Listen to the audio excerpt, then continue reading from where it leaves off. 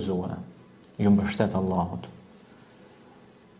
Po ashtu, Musa a.s. fitoi kundër magjistarëve, kundër faraonit dhe ushtrisë së tij.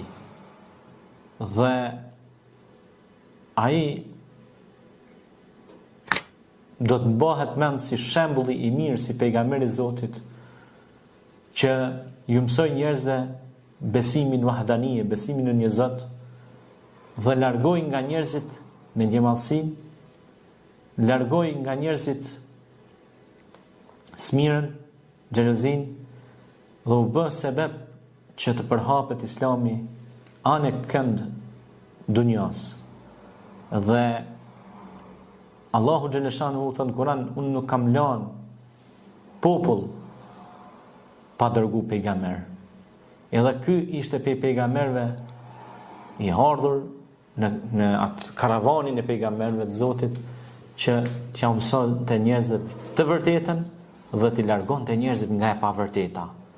Dhe kjo është edhe në Teurat, po edhe në Kur'an, që është pra fjala e Zotit, që është mrekulli, është muxhize, me leximin e cilit bëjmë ibadet, për çdo shkronjë ka nga 10 shpërblime sevape nga ona Allahu subhanahu wa taala kush e lexon.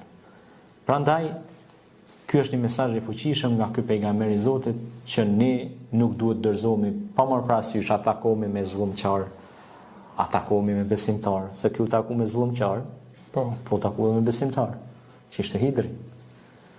Po u taku edhe me njerëz që ishin urtar, ditur.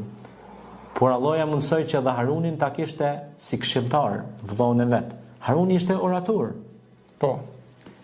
Kurse Musa nuk e kishte atë pjesë në oratorisë, domethënë çalonte nga pak me të folur.